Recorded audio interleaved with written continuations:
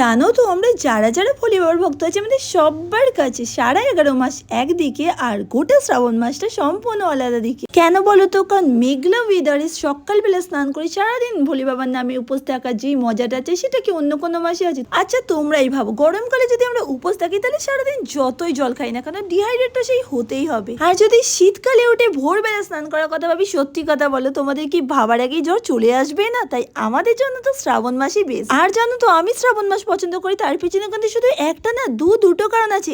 এক তো এটা আমার ভোলে বাবার মাস, ভোলে বাবার পুজো হয়। আর দ্বিতীয় কারণ হলো এই মাসে প্রচুর বৃষ্টি হয়। তোমরা যারা আমাকে রেগুলার ফলো করো তোমরা সবাই জানো যে আমি কতটা বৃষ্টি পাগলু মানুষ। আমি কিন্তু শীত গ্রীষ্মর বর্ষা যখনই বৃষ্টি পড়ুক তখনই এনজয় করি। ইভেন আমার ডিসেম্বর মাসেও বৃষ্টি হলে কোনো অসুবিধা নেই। আজকে ছিল শ্রাবণ মাসের 4 নম্বর সোমবার। সারাদিন উপোস থেকে আমি প্রচন্ড ক্লান্ত হয়ে গেছি। তো চলো ভিডিওটাকে আমি এখানে এন্ড করছি। যদি ভিডিওটা ভালো লেগে থাকে প্লিজ লাইক শেয়ার সাবস্ক্রাইব করে দিও। কালকে আসবে একটা নতুন ভিডিও নিয়ে। Photo by love.